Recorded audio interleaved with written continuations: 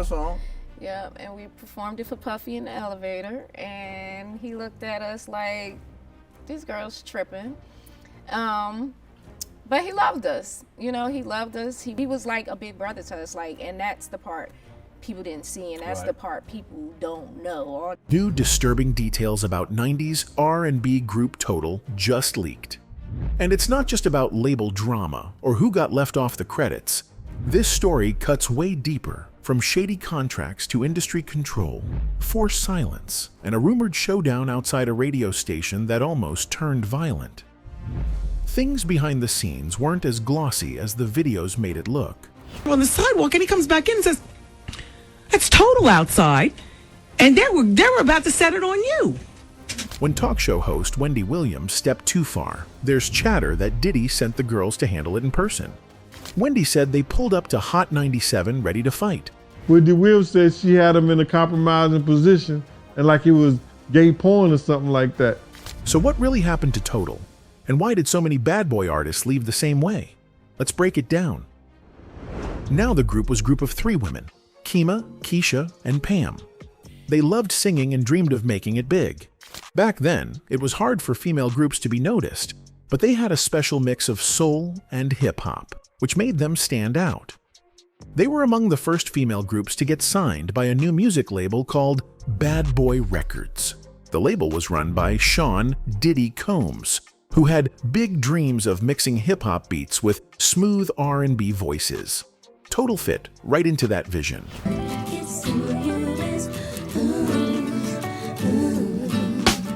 A year after they began their journey, something big happened. Kathy, someone close to the group, set up a meeting that would change their lives. She introduced the group to her son's godfather, who just happened to be Diddy himself. This was not a small meeting.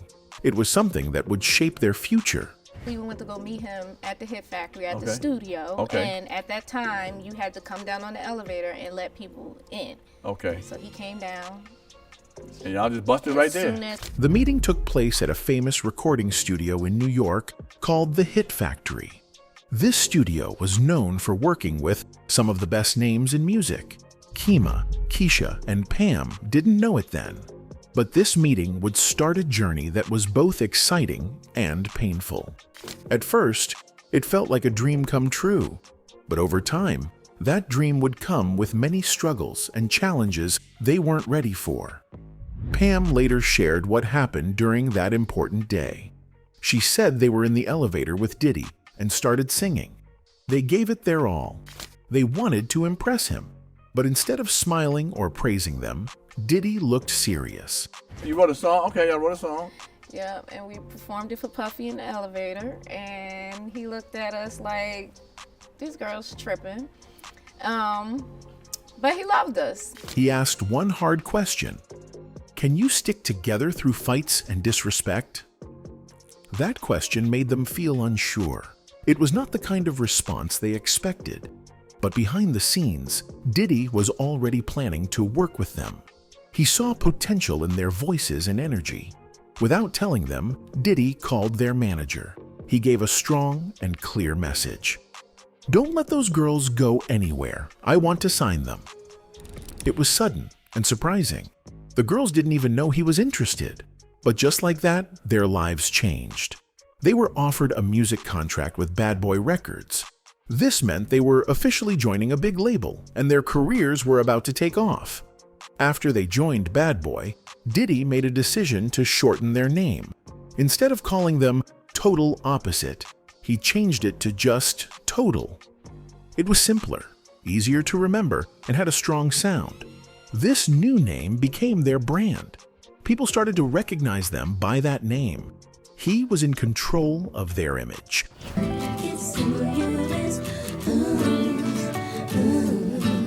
Being signed to Bad Boy was a big step, but it also brought pressure. Diddy was very involved in their style and music. He wanted everything to match his vision. Kima, Keisha, and Pam all had different personalities. Sometimes that made it hard to work together, but somehow they made it work. They balanced each other out. Diddy's control tested their friendship, but they stayed strong for as long as they could. Soon, their lives became very busy. They were always in clubs, sometimes with Diddy, even though they were young. They were exposed to the fast life of fame very quickly. It was fun at times, but also hard on their minds and hearts. They were dealing with fame, work, and pressure all at once. It wasn't always easy to handle. At the studio, they were constantly working. They weren't just making their own songs. They also sang backup vocals for other bad boy artists. This meant they were often in the background, helping others shine. Their own dreams sometimes had to wait. They worked long hours, and while it helped the label, it didn't always help their personal careers. One big moment for them was when they sang with the Notorious Big on the remix of One More Chance.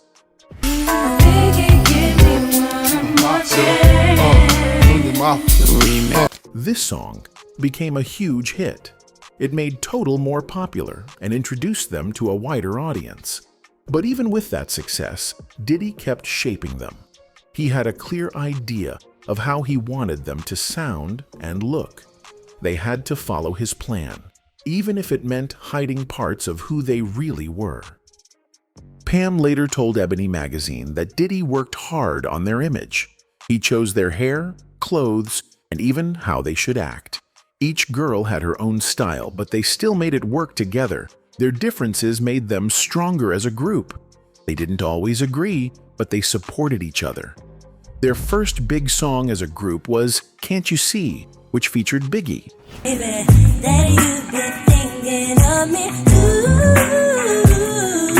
It was first released on the New Jersey Drive soundtrack. Later, it became their official debut single. It became a big hit and reached number 10 on the Billboard charts. People loved it, and it helped Total become a known name in the music world. Even though they helped with other songs, they didn't always get credit. For example, Pam sang on Biggie's song Hypnotize, but her name wasn't listed. You see, sometimes your words just hypnotize me, and I just love your flashy ways. That made her feel unappreciated. It also showed that sometimes in the music industry, people don't get the credit they deserve, even when they do the work. Total released 2 albums with Bad Boy. The first one came out in 1996 and was simply called Total. The second came out in 1998 and was called Kima, Keisha, and Pam. Both albums helped Bad Boy become more successful. Fans loved their songs, and they helped shape the sound of 90s R&B and hip-hop. And when I say we, I mean Glazed me, donut, Glazed Donut, Keisha, Pam, Kima, and they are Total. package. In the early 2000s, the group stopped performing together. Everyone went their own way. But the story didn't end there. In 2014, the group came back together for shows. They reunited again in 2024. Even after so many years, fans still loved them. Their music had made a lasting impact, and people remembered their voices and songs. There's an old rumor that Total had a fight with talk show host Wendy Williams. People still talk about it today. Some believe Diddy, the man behind Bad Boy Records, sent the group to go after Wendy. Wendy Williams once told a story on her 2005 radio show. She said Diddy sent a girl group to beat her up outside her radio station. She didn't say their name right away, but she gave big hints. She later said it was Total. According to Wendy, after finishing her shift at Hot 97, she saw a group of girls come out of a cab. She said they looked angry and ready to fight. On the sidewalk, and he comes back in and says, "It's Total outside, and they were about to set it on you." She claimed the only reason things didn't get violent was because her then boyfriend, now ex-husband, Kevin Hunter, was there. He stood by her and helped her avoid trouble. Wendy said that people at the radio station were watching from inside. She believed they were cheering on the drama instead of helping her. It was a scary situation, and Wendy told it like it was a warning to others. If what Wendy said was true, it seems the group was willing to confront a radio host who made Diddy look bad. That kind of loyalty isn't always common, especially in the music business. Even though Diddy sometimes treated people in ways that made them uncomfortable, members of Total stayed loyal to him. Some reports say they put aside their personal feelings just to make sure the group looked strong. They supported Diddy's big business goals. Being part of Bad Boy Records meant you had to show unity. Even if there were problems inside the group or with the label, you didn't speak out. You didn't go against Diddy. For many artists, keeping quiet was part of the job. It was how you stayed in the spotlight and kept your music career moving forward. Wendy also said that Diddy got her fired from Hot 97. According to her, she had seen a picture of Diddy in Cancun, where a man was allegedly pulling his pants down. Wendy believed this meant Diddy might be gay, and she talked about it on air. That made Diddy very upset. He didn't want that kind of story getting out. He had a strong image to protect. Wendy said Diddy had enough power to call the station and ask them to fire her, and that's what happened. She was let go not long after she talked about the photo. Gene Deal, who used to be Diddy's bodyguard, backed up Wendy's story. With the radio stations in New York, didn't breathe hard if Puff didn't want him to. He said Diddy told Hot 97 to get rid of Wendy before he came back to New York. If they didn't fire her, Diddy said none of his artists would give the station music. That meant no new songs, no interviews, and no big news from his label. Gene said that Diddy had many friends in the music world who would also stop working with the station. The station didn't want to lose access to all that talent, so they fired Wendy. This showed just how powerful Diddy was at the time. If he wanted something done, it usually happened. Puff got one of the hottest DJs off of Hot 97 because she wanted to put up a picture of him getting his pants pulled down. Wendy Williams said she had him in a compromising position and like it was gay porn or something like that. Despite all of this, Total stood by Diddy during other times of drama too. When Diddy had public problems with other artists or people in the media, the group often took his side. They showed their support in interviews or through their music. Total was part of Diddy's inner circle. They helped make him look good, even when things weren't perfect behind the scenes. This kind of support was not always easy, but they did it anyway. They played their part in keeping Diddy's image strong in the eyes of fans and the industry.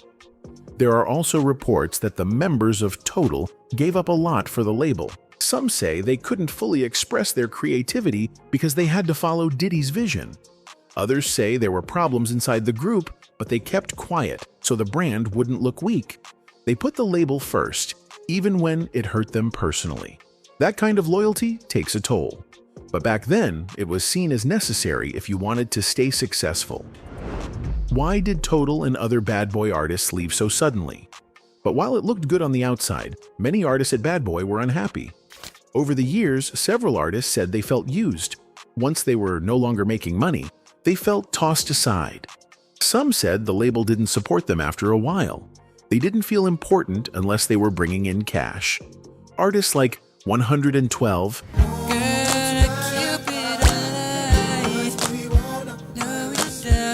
Faith Evans,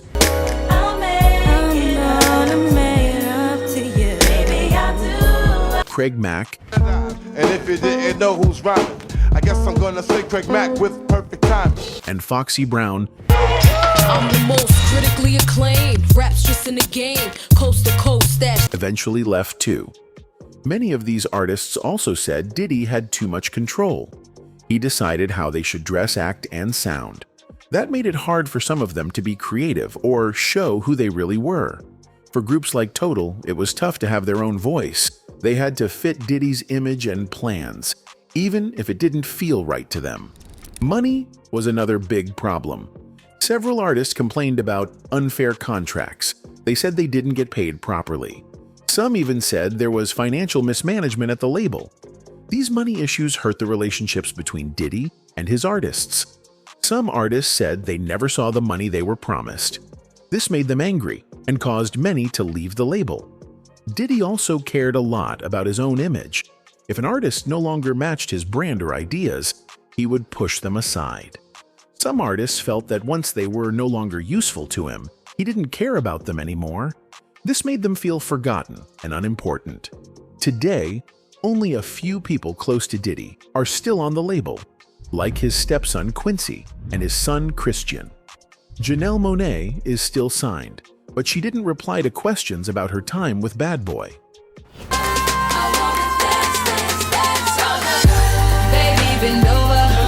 Rapper Machine Gun Kelly released his last song with Bad Boy in early 2024.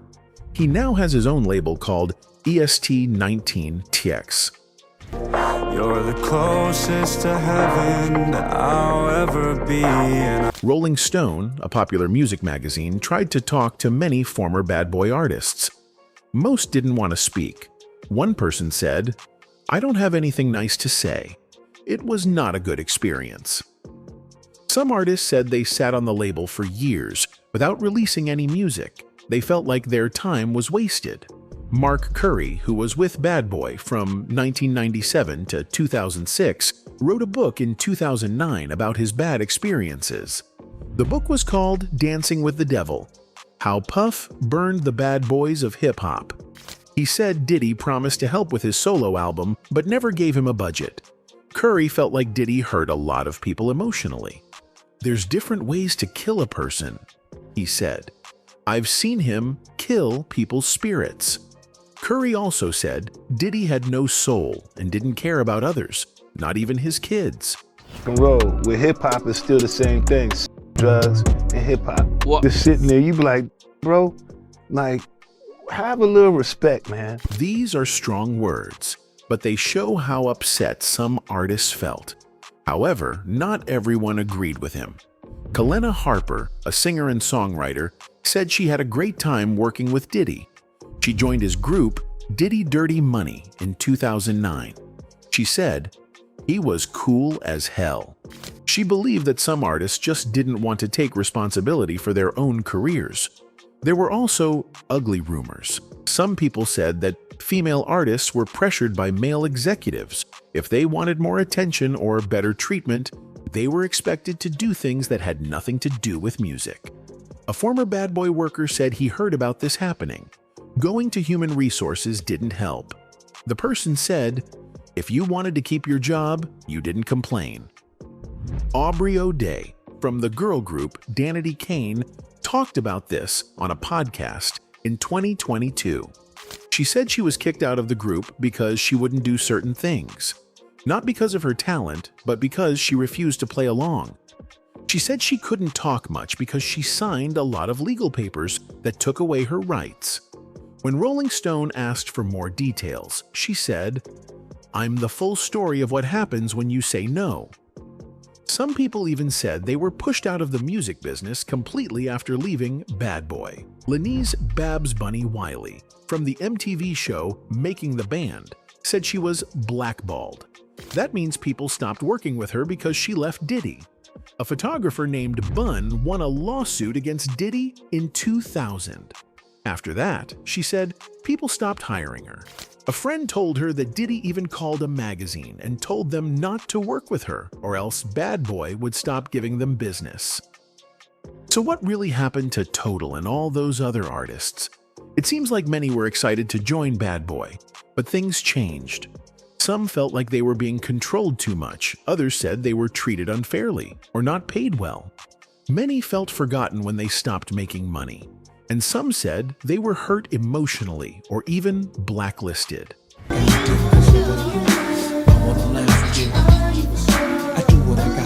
Now, let's look at their career. Back in the late 1990s, while they were working on their second album, they also worked with many famous rappers. They appeared on LL Cool J's hit song, Loungin', Who Do You Love, which played on radio and TV often. They were also on Foxy Brown's I Can't, and Mace's What You Want, where Keisha Epps sang the chorus. Their second album was named Kima, Keisha, and Pam, after the group members. The album came out with strong reviews, and it sold many copies. It was later certified gold, meaning it sold over 500,000 copies. The first song from the album was Trippin', another song made with Missy Elliott. That you've been asking me. I know what you're talking about. Got me tripping on my own. It became very popular and reached the top 10 on the US music charts. Their next song, Sitting Home, also became a favorite on video channels like BET.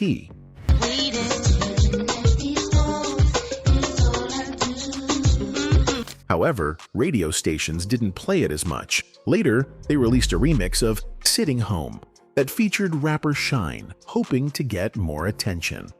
After this album, Total continued to work with other artists.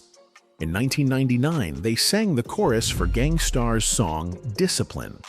In 2000, they joined Tony Touch on his single I Wonder Why, He's the Greatest DJ. They also helped with songs for movie soundtracks. One was Crave for the movie 3 Strikes, and the other was Quick Rush for the film Bait. In 2001, they were part of a song called Anti-Love Movement by Dabiat Minards and Talib Kweli. This was their last known group work before they took a long break. In 2014, Pamela Long and Kima Dyson came back together as Total. They performed again, this time as a duo. On November 30th, 2014, they sang with Lil Kim, Da Brat, and Missy Elliott at the Soul Train Music Awards. They sang Not Tonight, Ladies' Night, and honored Lisa Left Eye Lopez through a video performance. In 2015, Total joined R. Kelly on the Funk Fest tour. In 2016, Keisha Spivey rejoined the group for the big Bad Boy Family Reunion tour across the U.S. Today, Keisha Spivey is married to actor Omar Epps. They live in California with their kids. Pamela Long lives in New Jersey and goes to church often. In 2021, she appeared on a bet show called The Encore. Kima released a song with her sister Vida called What You Want. In 2024, Keisha and Kima joined the Queens of R&B tour, but Pamela Long did not return.